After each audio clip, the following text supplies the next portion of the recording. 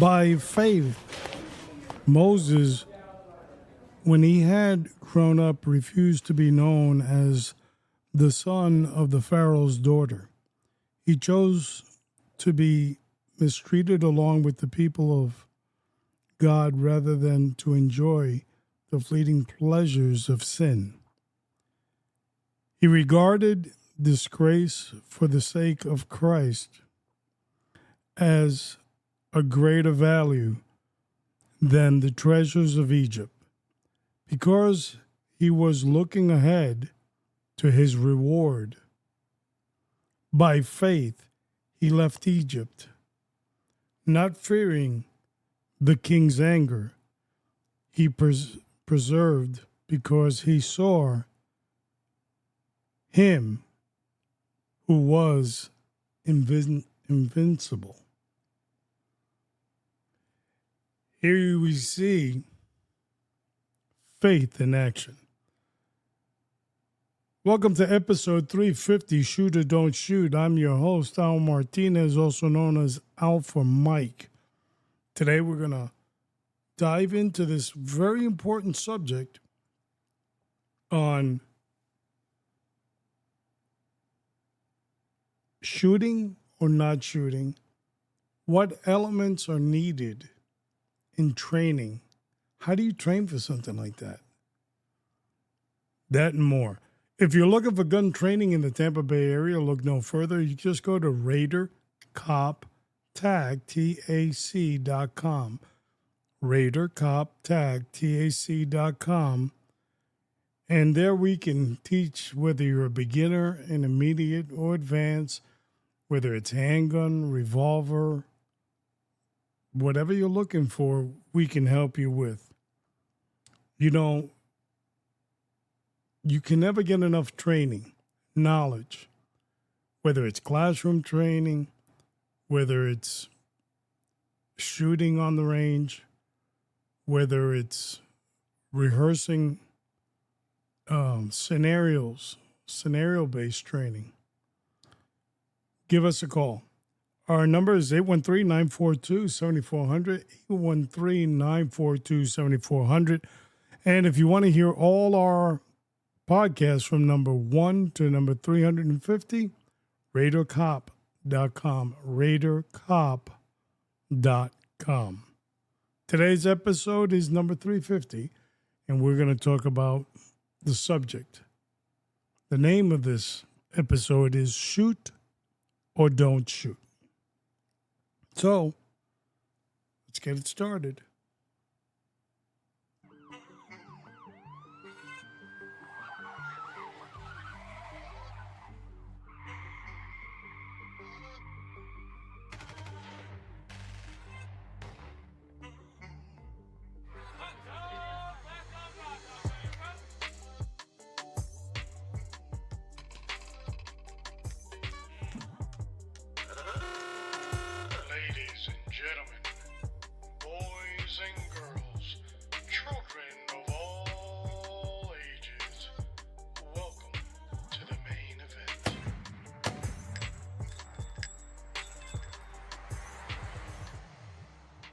Episode 350, we look at the subject, shoot or don't shoot.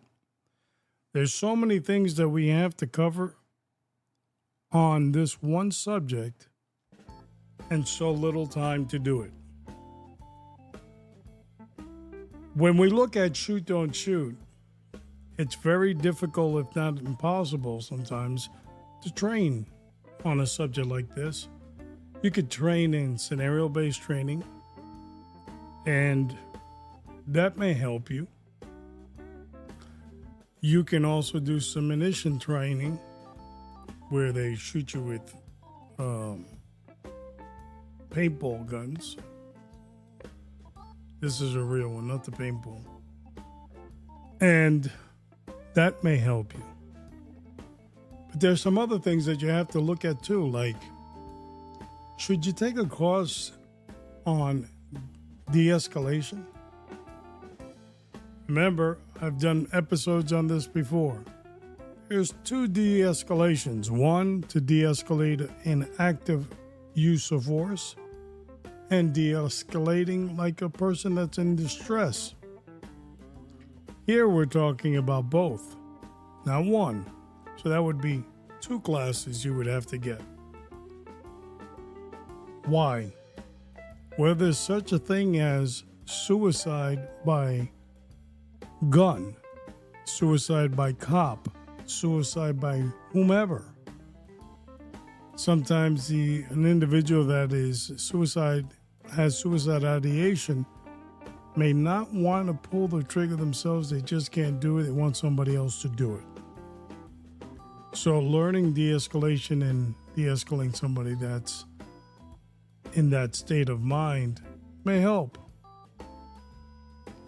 Or de-escalating an active use of force. They are different. We're going to try to link those past episodes down in the show notes. But let's look at some other training that you may need. You're also going to have to learn the elements of shooting. What is distance? Can I shoot a person that's, 50 feet away? No, you can't. The general rule is 21 feet.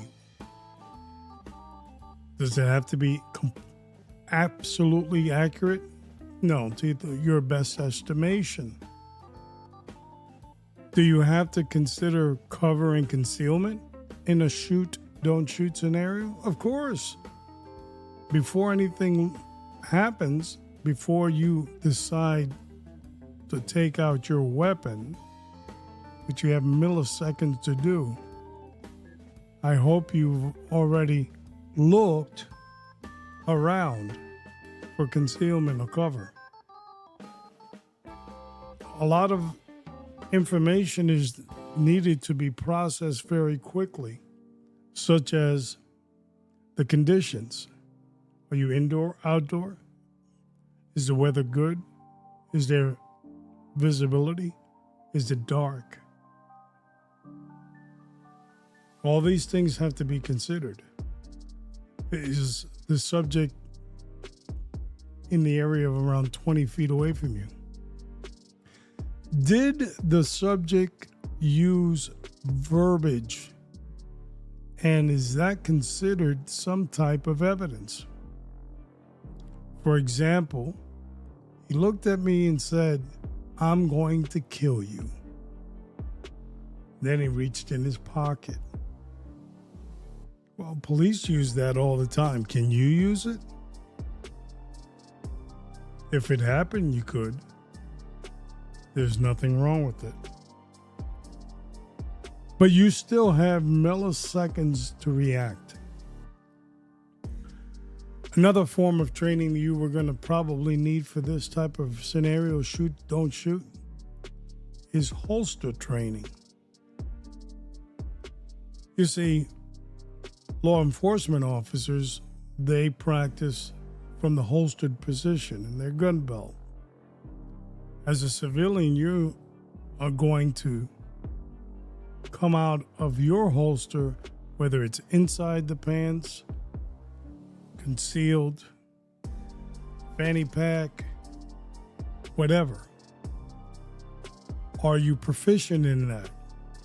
How long will it take you to take that weapon out? Do you have tactical carry or convenient carry? What's convenient carry? Well, I put it in a carrying bag because I like to wear shorts in Florida because it's really hot. It's for my convenience. I have the gun on me. But if I really have to go for that gun real quick, it might not look too good. It's a convenience carry.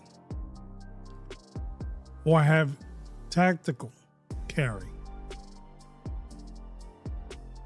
Those are all and a lot more things that you're going to have to answer.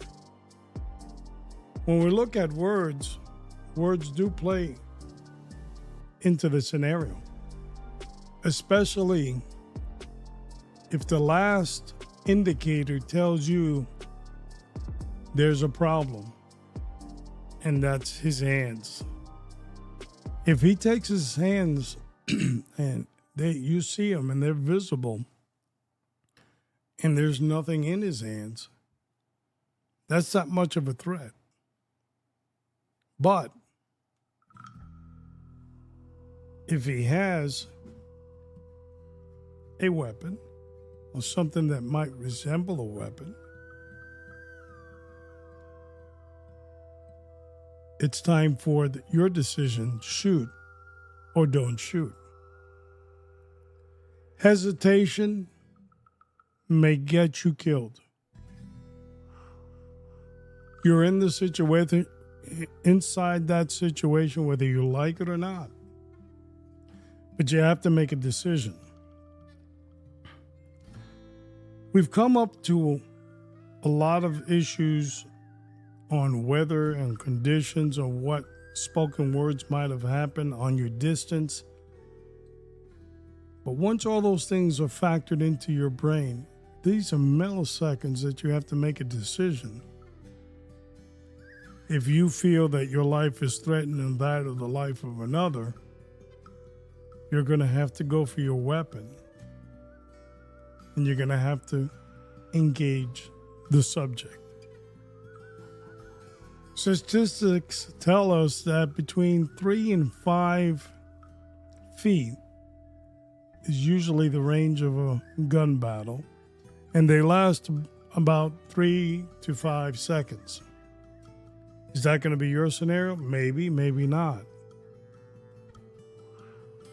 So, do you have time to look at the sights, like you do at the gun range, and shoot at the paper? Or is there going to be a lot of pointing going on here? Stress level is going to be really, really high. It's kind of hard to train for these type of situations because, man, in a real situation, your heart's going to be beating a million miles a second. Once you've gathered all that information in milliseconds, you've got to go for your weapon. Now, your scenario may be a little different. Maybe you have time to engage. Maybe you had your weapon out because you weren't the subject at the time. The subject didn't have you in his sights. You're coming upon that situation, so you might have your gun out. That's a great advantage for you. It's also another reason why carrying open carry is never a good idea. You take away that surprise element on the subject. Nobody knows that you're carrying. That's a great thing for you. So there's a lot of decision making in shoot and don't shoot. What we've looked at in this scenario is, how do I train for this? How do I prepare for this? You have to start with your mental faculties, and you have to say, I have to survive this gun battle. People are depending on me surviving.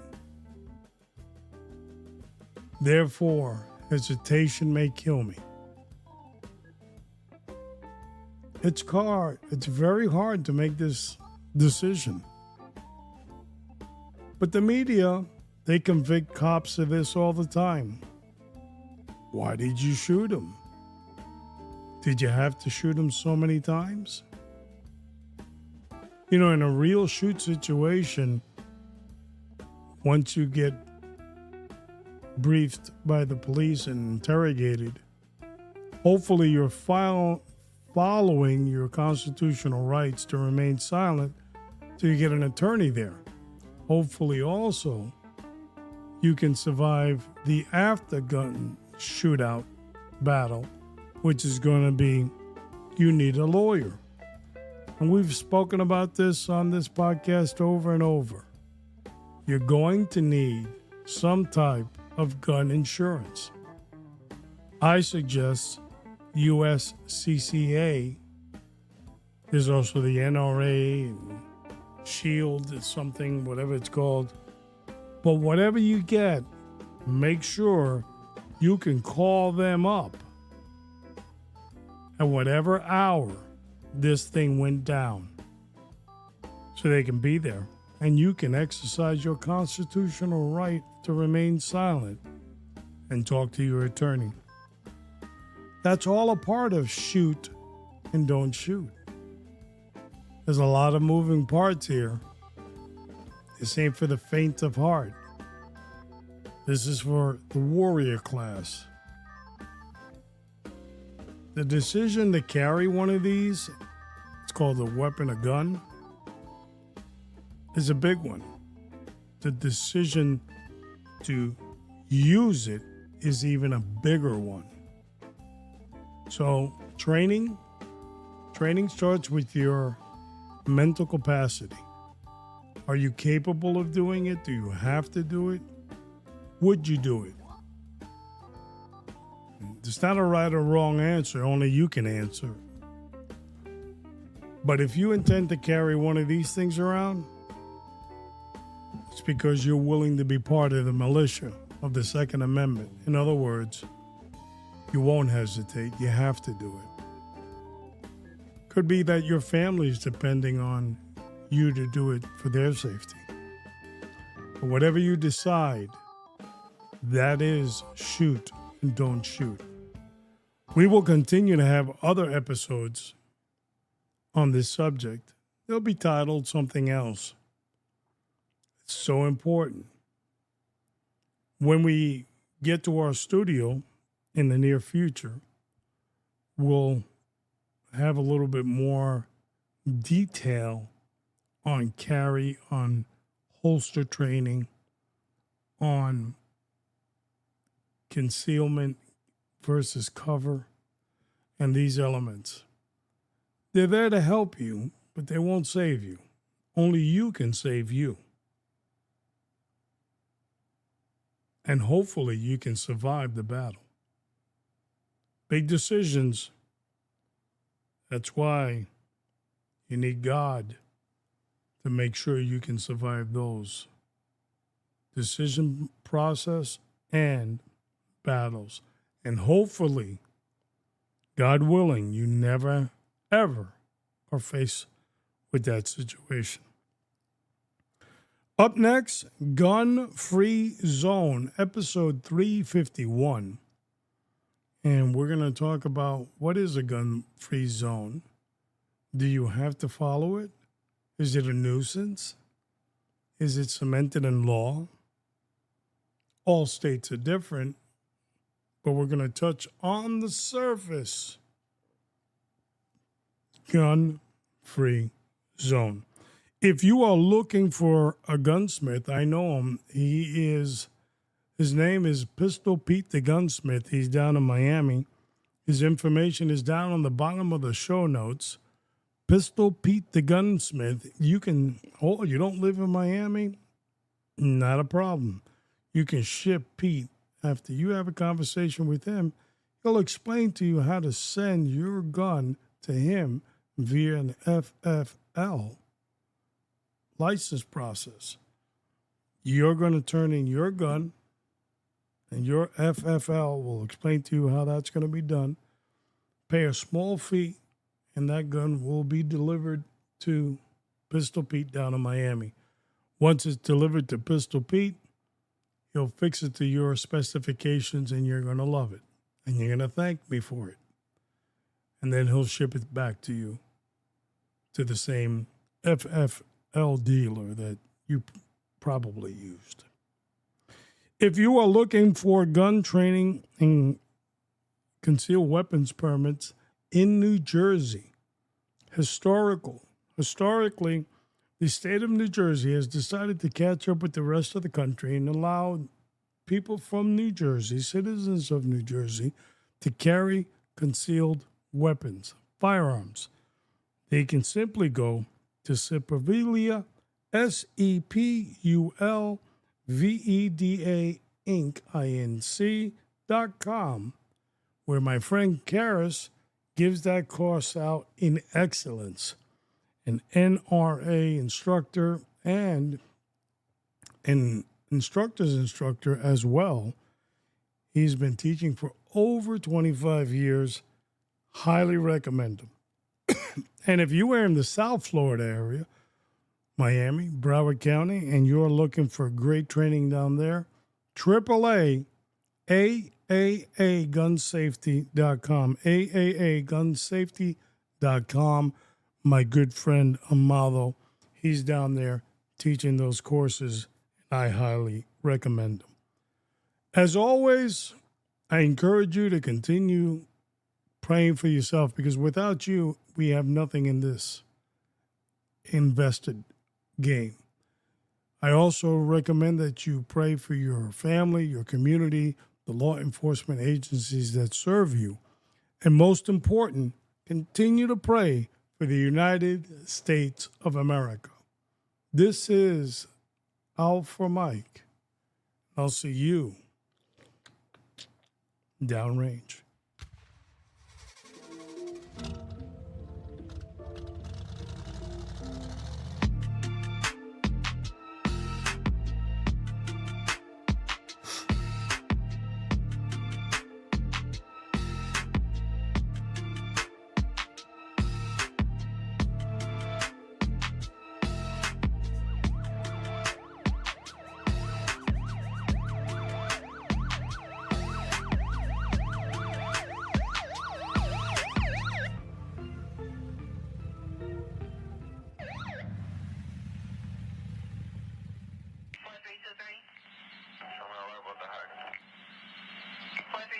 Just 1322.